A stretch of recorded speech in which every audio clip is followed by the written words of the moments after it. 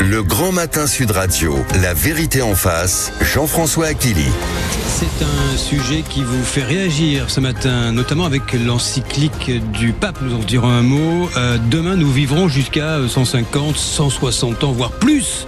Vivre 1000 ans, sous-titre Quand l'IA règne et la mort recule, rêve ou cauchemar chez Bûcher et Chastel. Avec ces deux auteurs, ils sont présents dans ce studio. Bonjour messieurs, je commence par vous, Laurent Alexandre, bonjour et bienvenue. Bonjour. Laurent Alexandre, et avec vous aussi Alexandre Tsikopoulos. Vous êtes, bonjour à vous, bienvenue. Vous êtes les co-auteurs. Alors je vous présente quand même pour ceux qui nous écoutent ce matin. Laurent Alexandre, vous êtes présenté comme tel. Je ne sais pas comment vous présentez d'ailleurs. Vous êtes chirurgien émérite, vous êtes énarque. Vous avez fondé à une époque Doctissimo. Enfin, vous êtes un homme avec de multiples casquettes et vous écrivez régulièrement des essais qui font date sur ces réflexions sur cet univers, cette technologie qui nous dépasse désormais. Et vous, je vous découvre également, Alexandre Tsikopoulos. Vous êtes essayiste. Essayiste, conférencier et créateur de contenu. Et voilà. Et vous vous êtes rencontrés. Il y a l'ancien et le jeune. Je dis pas le vieux. Oui, j'assume d'être le vieux dans cette affaire-là. Et d'ailleurs, le livre essaie de décrypter, Vivre 1000 ans, essaie de décrypter les angoisses, les inquiétudes par rapport à l'explosion de l'intelligence artificielle, selon qu'on est un vieux comme moi ou qu'on est un jeune comme est Alexandre Tsikopoulos. Alors, votre livre est passionnant, je le dis. Je suis en train de le dévorer parce que nous apprenons beaucoup de choses sur non pas ce qui va se passer, mais ce qui est en train de se passer, l'IA qui dépasse progressivement les capacités cognitives humaines, on va dire les choses comme ça, l'allongement radical de la vie également, voir la perspective. Alexandre Tsikopoulos, je ne sais pas si vous êtes, vous, dans cette classe d'âge-là, Laurent Alexandre, désolé, non, et moi-même non plus, d'ailleurs, mais est-ce que vous serez, vous, confronté à une perspective d'allongement, on va dire, notable, grâce à l'IA, grâce au progrès de la médecine, de la biologie, de l'espérance de vie, de la vie tout court. On voit bien l'espérance de vie depuis 1750 a triplé. Aujourd'hui, il y a un véritable consensus dans la Silicon Valley, que ce soit Dario Amodei, qui est prix Nobel de chimie, qui a déclaré qu'à l'horizon 2035, on va vaincre toutes les maladies du monde. Elon Musk, qui le 26 janvier, en janvier 2026, a déclaré que l'espérance de vie allait doubler dans la décennie à venir. Donc, on a tous les plus grands cerveaux de la Silicon Valley qui estiment que l'espérance de vie va doubler dans les 10 prochaines années pour atteindre les 150, 160 ans. Et puis, lorsque l'on voit les progrès avec l'intelligence artificielle, nous sommes en train de faire sauter tous les verrous technologiques pour arriver vers le rétrovieillissement, pour vaincre même pour arriver vers la mort de la mort. Et donc, il y a un véritable consensus. Et Elon Musk a déclaré en janvier à Davos, toujours, qu'au fond, la mort n'était pas un problème très compliqué, que c'était un problème technique d'ingénieur. Laurent Alexandre, à quoi ça sert de rallonger la vie humaine? Vous évoquez tous les deux, vous évoquez la rareté de l'intelligence. Il y a tellement de choses à faire. Et puis, on a un autre problème, c'est-à-dire de former notre cerveau, d'apprendre des choses, d'être cultivé, ça prend tellement longtemps. Et on a à peine mûri sur le plan intellectuel et sur le plan culturel qu'on est déjà chez Orpea. Parce que finalement, notre cerveau vit très peu de temps. Et investir sur un humain pour une vie de 85 ans, ça n'a pas de sens. Il faut qu'on vive plus longtemps pour bénéficier, pour utiliser ce qu'on a mis des décennies à apprendre. Parce qu'aujourd'hui, le monde est tellement complexe qu'il faut apprendre pendant des décennies pour le comprendre. Donc, on a à peine fini de se former qu'on est déjà en train de devenir gâteux et on attend son Alzheimer. Donc, effectivement, de vivre une vie plus longtemps en bonne santé, c'est un changement civilisationnel que la super intelligence artificielle va apporter, comme le dit la Silicon Valley. Et pour l'humanité, ce sera un grand plus parce qu'aujourd'hui, nos vies sont trop courtes. Nos vies sont trop courtes. Alexandre Tsikopoulos, les âges sont déréglés. Étudier 15 ans pour exercer un métier qui peut être disloqué par l'IA en quelques mois paraît stupide. C'est ce que vous pensez? Totalement. Je vais prendre l'exemple de la médecine. Il y a une étude du MIT l'année dernière qui a montré que l'IA était meilleure dans la pose de diagnostic, pas une fois, pas deux fois, mais 4 fois meilleure dans la pose de diagnostic qu'un médecin. Faire 10 ans d'études aujourd'hui pour au final arriver et vous expliquer que l'IA est meilleure n'a plus aucun sens. Et puis plus généralement, il faut repenser les filières universitaires. Aujourd'hui, la plupart des filières de l'université du secondaire nous préparent à des métiers qui n'existeront plus demain. Ils ne nous préparent pas à la complémentarité avec l'intelligence artificielle. On apprend des savoirs qui sont obsolètes avant même l'obtention du diplôme, des savoirs qui peuvent être automatisés par la machine. Laurent Alexandre, vous êtes chirurgien de métier. Si l'IA s'en mêle et au fond pilote la machine qui vous remplace, à quoi vous servez ? Écoutez, Elon Musk prétend que dans 5 ans, ces robots Optimus opéreront mieux que le meilleur chirurgien sur Terre. C'est vrai ou c'est faux ? Écoutez, ce sera peut-être pas 5 ans, mais il est clair que avant 2040, les robots chirurgicaux opéreront tout seuls, sans humains, beaucoup mieux que les meilleurs chirurgiens au monde. Donc effectivement, le métier chirurgical va être profondément transformé. Mais je ne sais pas si Musk a raison de dire que ce sera dans 5 ans. De toute façon, tous les métiers vont être transformés. L'intelligence artificielle couplée aux robots humanoïdes intelligents vont transformer tous les métiers. Je ne crois pas qu'on va aller vers la mort du travail. En revanche, on va avoir une transformation de la façon dont on exerce. Et il est clair qu'un médecin, en 2035, n'aura pas le droit de poser un diagnostic, n'aura pas le droit de faire une ordonnance sans l'autorisation de l'intelligence artificielle. Ce sera interdit par la loi. Et de toute façon, ce ne serait pas éthique, ce ne serait pas correct vis-à-vis des malades, tellement l'intelligence artificielle est en train de nous dépasser, nous médecins, et ce sera bien pire dans 10 ans. Donc en réalité, le médecin n'exercera plus la médecine. Il l'orchestrera des intelligences artificielles. L'avocat ne fera plus du droit. Il l'orchestrera des intelligences artificielles faisant du droit. Mais il aura besoin d'étudier le droit pour orchestrer par la suite. Pas forcément. Pas forcément. Je ne suis pas sûr qu'il faudra... En tout cas, la médecine... Aujourd'hui, je connais à peu près 1/1000e de la médecine. Oui. Tellement la connaissance médicale a explosé. Donc, à quoi ça sert pour exercer la médecine de passer des années pour à la fin connaître 1/1000e de la médecine, alors même que l'intelligence artificielle, elle, peut connaître toute la médecine parce qu'elle a une mémoire illimitée. Laurent Alexandre, vous semblez dire que c'est une bonne nouvelle, mais je vous cite, vous théorisez la fin de la rareté, donc la patience, vous dites l'endurance, la capacité à échouer puis à recommencer. Tout ça, c'est fini du coup ? Non, la volonté d'agir, ce qu'on appelle l'agency dans les pays anglo-saxons, elle va être importante. Demain, il faut bien savoir utiliser l'IA, avoir une bonne culture générale et vouloir avancer. Ces qualités-là vont être fondamentales. Et il faut apprendre le courage à nos gamins. C'est-à-dire, il faut surtout pas laisser nos gamins se servir de l'intelligence artificielle pour aller glander sur TikTok derrière. Il faut utiliser l'IA pour faire mieux qu'avant. Et donc, il faut pousser les enfants à ce que l'IA soit un boost et non pas une machine à vous permettre d'être une grosse feignasse et à glander pendant des heures derrière. Et ça, pour les parents, c'est fondamental parce que le grand danger, ce serait que les gamins se servent de l'IA pour ne rien faire et pour moins travailler. Or, à l'ère de l'intelligence artificielle, il faut travailler plus qu'avant.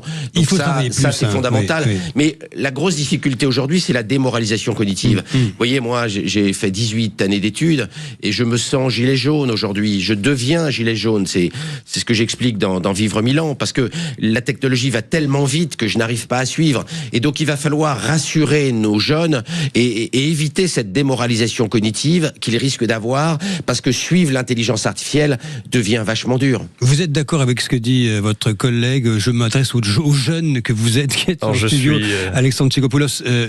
Il y a de quoi s'inquiéter ? Je suis malheureusement d'accord avec lui. Quel âge avez-vous ? 25 ans. 25. Vous êtes encore jeune, si je puis même. Vous avez ceux qui arrivent. Non, mais vous avez ceux qui arrivent derrière et qui vont devoir envisager des études et se demandent qu'est-ce qu'ils vont devenir. J'en veux beaucoup justement à la génération de Laurent qui a industrialisé l'intelligence artificielle, l'intelligence tout court, sans penser une seule seconde à ses répercussions économiques, sociales justement pour les nouvelles générations. Parce que lorsque vous industrialisez l'intelligence artificielle, ça a des conséquences directes sur ma génération. Car lorsque vous mettez des machines infernales plus intelligentes que l'homme, plus rapide que l'homme, coûtant beaucoup moins cher, gagnant chaque jour un peu plus en autonomie avec la révolution des agents, avec OpenClaw, c'est directement ma génération qui est concernée. Parce qu'aujourd'hui, l'IA peut attaquer le bas de la pyramide, les tâches d'entrée de gamme, celles qui nous permettaient d'apprendre un métier, de monter en expertise. Ça, c'est fini, ça. Ça commence à devenir compliqué. On voit qu'il faut que vous arriviez dans le secteur juridique et autres. Il faut arriver au sommet de la pyramide tout de suite. Alors, soit il faut arriver au sommet de la pyramide, mais vous savez bien que c'est compliqué, à moins d'orchestrer des IA et de se lancer dans la start-up. Mais pour la plupart des secteurs comme le droit, ça devient extrêmement compliqué. Et face à ça, face à ce nouveau paradigme où les jeunes sont confrontés, la génération de Laurent, elle nous dit quoi ? Elle nous dit, il va falloir s'adapter. ça va pas être facile, il va falloir se réinventer, ou au pire, si vraiment l'IA avale trop de métiers, vous finirez au revenu universel. Mais quand j'entends ça, mais c'est insupportable. La réalité, c'est qu'en fait, on n'a rien préparé. On n'a pas pensé une seule seconde à comment gérer ce tsunami technologique. On le voit bien aujourd'hui, la classe politique n'a pas le début d'embryon, de commencement, de réflexion sur ces sujets-là. Pourtant, des leviers existent. La formation, l'entreprise, l'État, on peut faire des choses, mais pour le moment, rien n'est fait. Laurent Alexandre Tsikopoulos, vous en veut? Est-ce que votre génération, notre génération, Laurent Alexandre, aura été, on va dire, à jouer aux apprentis sorciers en laissant filer avec les revenus qui vont à l'appui? On ne pouvait pas arrêter l'intelligence artificielle, mais on aurait dû préparer la société. La classe politique a été minable. Les politiciens ont été minables. Les parlementaires ont été minables. Les ministres ont été minables. Tous les gens qui avaient des responsabilités ont été minables. Le ministère de l'Éducation a été minable. Les universités ont été minables. Vous dites quoi, la collectivité n'a pas préparé la jeune génération. Elle n'a pas réfléchi au coup d'après. Elle n'a pas réfléchi à ce qu'il fallait faire pour que les jeunes aient leur place dans un monde gavé d'intelligence artificielle. Et aujourd'hui, ce n'est plus tolérable. Les hommes politiques doivent changer. Philippe Aghion, notre prix Nobel d'économie, devant les parlementaires il y a quelques jours, disait « Je suis atterré par la nullité des politiciens sur l'intelligence artificielle. » Et effectivement, la classe politique a une responsabilité totale. Elle s'occupe d'affaires sans aucun intérêt. Elle maintient la rente pour les vieux en défendant la retraite contre la jeunesse. Elle maintient un déficit budgétaire énorme qui va être payé par la génération d'Alexandre Tsikopoulos. Demain, nos scanners, aujourd'hui, ils sont payés à crédit par de l'endettement que la jeune génération va payer. Ça vous scandalise. Et pendant ce temps-là, on n'a rien fait pour préparer. L'université est en ruine, l'école est en ruine, le ministère de l'Éducation nationale a 15 ans de retard dans son fonctionnement, son organisation. Il y a presque personne au ministère de l'Éducation qui comprend l'intelligence artificielle et ses enjeux. C'est honteux ce que ma génération a fait. Les politiciens, comme vous dites, il faut les former. Qui peut former les politiciens à être Quand on est un homme politique, on se forme tout seul. Il faut arrêter les conneries. Ils n'ont qu'à demander à ChatGPT ou à Claude de les former. L'intelligence artificielle est le meilleur professeur qui existe. Eh bien, quand on est ministre, quand on est député, on demande à ChatGPT un programme de formation pour comprendre l'IA. Ça prend quelques instants et ChatGPT et Claude sont d'excellents professeurs. On va pas organiser l'université des politicards pour les former à l'intelligence artificielle. Alexandre Tsikopoulos, vous saluez, vous validez le coup de gueule à l'instant de Laurent Alexandre? Je rejoins totalement ce qu'il dit. Aujourd'hui, il y a un vrai illettrisme technologique de la part de nos politiques et surtout, il n'y a pas la volonté de se former, d'apprendre. Regardez, il y a une semaine, moins d'une semaine, Arthur Mensch est arrivé à l'Assemblée nationale. Il n'y avait aucun député dans la salle. Enfin, vous vous rendez compte? On a le plus jeune le meilleur start-upper d'Europe avec Mistral, qui est notre meilleur IA, en tout cas en Europe, et personne n'est venu se déplacer pour aller le voir, lui parler, quelle stratégie mettre en place. La réalité, c'est qu'ils s'en fichent, ça ne les intéresse pas. Notre classe politique préfère s'écharper sur des sous-sujets comme la réforme des retraites et ils ne s'intéressent absolument pas à l'avenir technologique. Oui, alors on a même vu ce qui est totalement scandaleux, Éric Coquerel, qui est le patron de la commission des finances de l'Assemblée nationale, qui ne savait même pas qui était Arthur Mensch, qui n'avait jamais entendu le mot Mistral, qui pensait que Mistral c'était un vent, alors que c'est la principale start-up d'intelligence artificielle en Europe. On est dans une situation très grave et la classe politique n'est pas à la hauteur. Donc soit la classe politique change, soit il faut changer de classe politique. Je rappelle qu'il y a une campagne présidentielle qui démarre là, et que les propositions qui seront faites par les uns et les autres, si elles ne sont pas, on va dire, passées au tamis de l'intelligence artificielle, si elles ne prennent pas en compte... Elles seront dérisoires, elles n'auront aucun sens. Si elles n'intègrent pas la révolution de la robotique et de l'intelligence artificielle, elles seront pathétiques. Allez, vous restez avec nous, on marque la pause. Dans un instant, nous évoquerons l'encyclique du pape. C'est en fait un débat qui est aussi philosophique. Vous écrivez dans Vivre 1000 ans que ce n'est pas un défi biologique, mais un défi de civilisation. Puis vous réagissez, vous nous appelez si vous le souhaitez, 0826 300 300 avec Laurent Alexandre et Alexandre Tsikopoulos. À tout de suite. Le Grand Matin Sud Radio, la vérité en face. Jean-François Akili. En studio, Laurent Alexandre et Alexandre Tsikopoulos, l'ancien et le moderne, qui co-signe Vivre 1000 ans, quand l'IA règne et la mort recule, rêve ou cauchemar chez Bûcher-Chastel. Nous allons évoquer avec vous cette encyclique du pape. Mais tout d'abord, bonjour Julien. Oui, bonjour à vous. Bonjour à Laurent Alexandre. Bonjour à votre invité jubilé. Alexandre Tsikopoulos, un jeune et talentueux essayiste. Vous vous appelez de Paris, Julien. Que dites-vous sur l'IA ce matin ? Alors déjà, je voudrais dire un premier point pour mettre la situation, c'est que moi je suis en total désaccord avec Alexandre sur sa façon de voir le monde, hein, notamment les dieux, les inutiles. Moi, ça m'a profondément choqué quand je l'entends tout à l'heure dire qu'il se sent gilet jaune. Les inutiles, c'était les gilets jaunes, hein, faut le rappeler. Mais je suis d'accord avec lui sur son analyse de l'intelligence artificielle. C'est-à-dire qu'effectivement, ça ne doit pas devenir un outil à rendre les gens débiles. Et c'est pour ça que moi, ce qui m'embête, c'est que l'intelligence artificielle soit gratuite. Dans la plupart des cas, et c'est cette utilisation qui est dangereuse parce que les gens vont vraiment aller arrêter de réfléchir parce que c'est gratuit et vont faire des demandes pour tout et n'importe quoi, des trucs qui n'ont absolument aucun besoin d'être utilisés par une IA. Une IA, c'est un outil. C'est comme si je prenais un marteau pour appuyer sur un interrupteur. J'ai pas besoin d'un marteau pour appuyer sur un interrupteur. C'est la même débilité que d'utiliser une IA pour faire des recherches qui n'ont aucun sens. Faire une recette de pâte à crêpes sur une IA, vous voulez dire ne pas encombrer les ChatGPT ou autres Claude avec des comment je répare ma perceuse, quoi. Oui. Voilà. Après, il y a un autre point aussi sur la formation des élites, etc.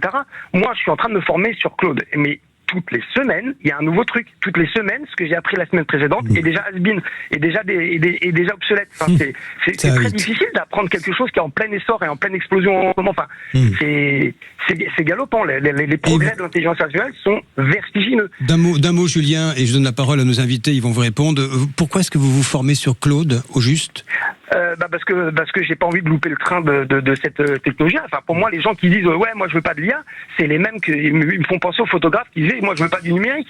Ouais, les gars, bravo, champion. Vous avez pris 20 ans de retard, quoi. Allez, Laurent Alexandre, d'abord vous, Laurent Alexandre, répondez. Je vais répondre à Julien. Oui. Mes propos devant les polytechniciens avaient été scandaleusement truqués et inversés quand ils ont été mis sur les réseaux sociaux. J'avais dit devant les jeunes polytechniciens, il faut vous battre pour éviter qu'on aille dans un monde comme Harari l'avait décrit, avec des dieux et des inutiles, gods and useless. Et vous, jeunes ingénieurs, vous devez vous battre pour développer des nouvelles technologies d'éducation, de formation, parce qu'il faut éviter que la prophétie de Harari se réalise. Et donc les dieux et les inutiles, ce n'est pas la société que je souhaitais, c'était la société que je déteste, et je demandais aux jeunes ingénieurs de se battre pour éviter que ça arrive. Donc il faut pas m'immuter cette expression qui n'est pas de moi, et j'expliquais qu'il fallait lutter, combattre contre cette vision d'Harari. Mais c'est un véritable enjeu d'éviter qu'il y ait demain un monde à deux vitesses entre les maîtres de l'intelligence artificielle et puis les autres. C'est un vrai sujet. Il y a un point sur lequel je voudrais avertir votre auditeur, Julien. Non, l'IA n'est pas un outil. L'IA est une nouvelle espèce intelligente, et c'est l'espèce la plus intelligente sur Terre. Et comme le dit Geoffrey Hinton, le prix Nobel de physique, dans une interview au Financial Times, à propos de l'intelligence artificielle, nous ne sommes plus l'espèce la plus intelligente sur Terre, nous sommes la deuxième espèce la plus intelligente derrière l'IA. Donc il ne faut pas se tromper. Si on imagine l'IA comme un outil, on ne va pas comprendre la révolution qui est en cours. Cette révolution, c'est le dépassement des humains par l'IA, et c'est pas le dépassement par un outil, c'est le dépassement par une nouvelle espèce intelligente. Alexandre Tsikopoulos, pour répondre également, comme vient de le faire Laurent Alexandre, à Julien qui nous appelle de Paris, qui a fait part d'un ressenti intéressant. Il se forme, vous formez Julien à Claude en l'occurrence, et l'objet évolue en permanence, il mute. Alors c'est vrai que Julien, ce qu'il expliquait, c'est qu'à chaque fois qu'il se formait sur une compétence, en réalité, était disrupté. Est-ce que la semaine d'après, il y avait quelque chose d'autre? Et c'est vrai que c'est quelque chose qu'on voit avec l'intelligence artificielle, c'est que chaque semaine, on a une nouvelle fonctionnalité. Chaque semaine, il y a quelque chose d'autre à apprendre. Et ça, c'est quand on regarde l'étude de l'OCDE qui était très intéressante, qui montrait qu'aujourd'hui, une compétence tient à peu près 2 ans avant d'être disruptée, et que ça va s'accélérer avec le temps, avec l'intelligence artificielle, alors qu'en 1987, une compétence tenait à peu près 30 ans. Donc on le voit bien qu'on est dans un cycle d'accélération, qu'aujourd'hui, il va falloir apprendre constamment, il va falloir se former, se reformer quasiment toutes les semaines pour justement ne pas être à la traîne face à l'intelligence artificielle. Merci à vous en tout cas Julien pour ce regard depuis Paris ce matin dans La Vérité en face sur Sud Radio. Laurent Alexandre, le pape Léon XIV qui appelle, alors je le cite, à désarmer l'intelligence artificielle. J'essaie de pas réduire son propos, mais on n'a pas trop le temps de tout lire, de tout dire, alors que le pouvoir technologique prend un un visage inédit. C'est la première encyclique du pape, intitulée Magnificat Humanitas. Il alerte sur l'impact d'une technologie qui pose un défi anthropologique à l'humanité, s'inscrivant de plein pied dans les débats en cours sur l'utilisation de l'IA. Il a raison, ils en oui, sont bien sûr. Oui. C'est un changement anthropologique. Notre dépassement par l'intelligence artificielle est un changement anthropologique. À l'instant, oui. C'est un changement dans l'organisation du règne des espèces intelligentes sur Terre. Nous étions la seule espèce intelligente. Nous ne sommes plus seuls, et en plus on passe numéro 2, on n'est plus numéro 1. Notre rôle sur Terre est profondément modifié. Ce que dit le pape, c'est que notre dignité en tant qu'humain, elle ne dépend pas de notre intelligence. Il y a une dignité de l'humain qui est indépendante de sa hiérarchie dans les intelligences. Le pape alerte sur le fait que l'intelligence artificielle est de plus en plus utilisée d'un point de vue militaire, d'un point de vue géopolitique, pour manipuler les masses, pour la politique. Et c'est vrai que tous ces enjeux sont vrais. 16% des Français ont demandé à l'intelligence artificielle, ChatGPT ou Claude, pour qui il fallait voter au municipal. Et parmi les jeunes générations, c'était 35% des jeunes. Donc on a une influence de l'intelligence artificielle, même dans la politique, qui est presque angoissante et qui appelle des réponses. Et le débat qu'a lancé dans son encyclique le pape est fondamental. L'intelligence artificielle est le principal sujet du XXIe siècle. Ouais, il l'est tout de suite. Hein. Et le pape a raison de mettre sur le devant de la scène ce sujet numéro 1 qui va structurer notre siècle. Alexandre Ségopoulos, pour poursuivre ce qui est dit, qui est mis sur la table par le pape Léon XIV, et ce que vient de dire Laurent Alexandre, vous décrivez un monde où l'IA, au fond, pense mieux, l'IA soigne mieux, l'IA décide mieux. À force de vouloir dépasser ce que nous sommes, dépasser l'humain, est-ce que votre génération n'est pas en train de fabriquer non pas son obsolescence, mais son inutilité, une certaine forme d'inutilité, une forme d'effacement, si je puis dire. Obsolescence, oui. Obsolescence. Totalement. Oui. Aujourd'hui, c'est le projet de la Silicon Valley, c'est de remplacer l'humain qui n'est pas si intelligent que ça, qui ne peut pas bosser 24 heures sur 24, par une intelligence artificielle qui est plus rapide, plus intelligente que nous. Mais pour revenir sur l'encyclique, il y a un passage que j'ai trouvé très intéressant, où le pape pointe justement le fait qu'aujourd'hui, l'IA est contrôlée par une poignée d'acteurs privés, multimilliardaires, qui sont dans la Silicon Valley, qui aujourd'hui décident de la trajectoire de l'humanité pour nous, qui mettent la morale dans cette IA, cette morale aujourd'hui a un impact direct. On le voit bien avec les élections. Une partie de plus en plus grande des jeunes demande l'avis de ChatGPT pour savoir pour qui voter. Mais qui décide ce que l'IA doit répondre ou conseiller aux jeunes? C'est bien les multimilliardaires de la Silicon Valley. Et c'est ce que pointe une partie du rapport de l'encyclique du pape que je trouve très intéressante. Les maîtres de l'intelligence artificielle, Sam Altman, le patron de ChatGPT, Dario Amodei, le patron de Claude, Demis Hassabis, le patron de Gemini Google, Elon Musk, le patron de Grok, sont plus puissants que les présidents. Elon Musk est plus puissant que Emmanuel Macron. Dario Amodei, il est plus puissant que Giorgia Meloni. Ils sont en train de construire le futur avec leurs milliers de milliards. Au moment où nous parlons, l'intelligence artificielle arrive à dépenser 3 milliards de dollars chaque jour en recherche en intelligence artificielle. On va dépasser 1000 milliards de dollars par an de recherche en intelligence artificielle. Pendant ce temps-là, le budget en France de l'Institut qui s'occupe de l'intelligence artificielle, l'INRIA, c'est une bouchée de pain. C'est quelques centaines de millions. Ouais. Donc notre décalage par rapport aux maîtres de l'intelligence artificielle est total. Et ce sont eux qui sont en train de construire le futur, avec les fusées d'Elon Musk, avec les implants intracérébraux d'Elon Musk, avec les biotechnologies que développe Sam Altman et puis Demis Hassabis. Et nous sommes les accessoires dans cette affaire où nous sommes les accessoires et notre futur est en train d'être construit par les gens qui dirigent l'intelligence artificielle à la place des hommes politiques. Et nos hommes politiques sont tellement à la ramasse que le pouvoir est en train de basculer dans les maîtres de l'intelligence artificielle.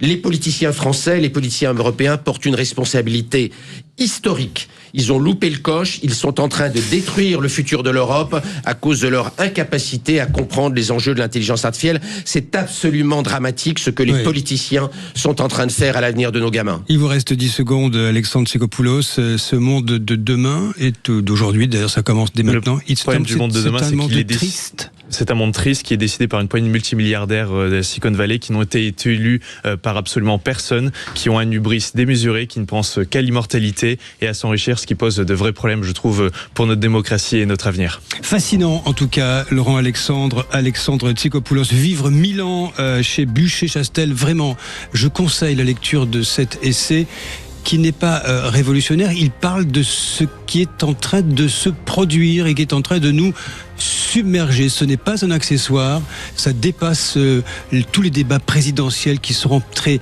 très pauvres et surtout très en retard. Ceux qui arrivent, ceux qui sont déjà sur la table. Merci à tous les deux. Vivre 1000 ans à lire. Donc Valérie Expert, bonjour. Bonjour Jean-François. Mettez-vous d'accord ce matin. Mettons-nous d'accord. Eh bien écoutez, faut-il interdire les publicités pour les produits ultra transformés? C'est l'INSERM qui tire la sonnette d'alarme. Des produits mauvais pour la santé. Est-ce que ça changera quelque chose? Vous nous dites ce que vous en pensez, 0826 300 300. Et puis, on va parler de ce sondage Doxa qui place Jean-Luc Mélenchon à plus de 15% dans les sondages. On risque effectivement de voir peut-être un second tour Mélenchon-Le Pen. C'est en tout cas ce que dit ce sondage. Maintenant, il reste encore beaucoup de temps. On en parlera avec vous. Et puis, ce moratoire également que veut mettre en place Gérald Darmanin sur l'immigration à suivre dans un instant. Bonne émission.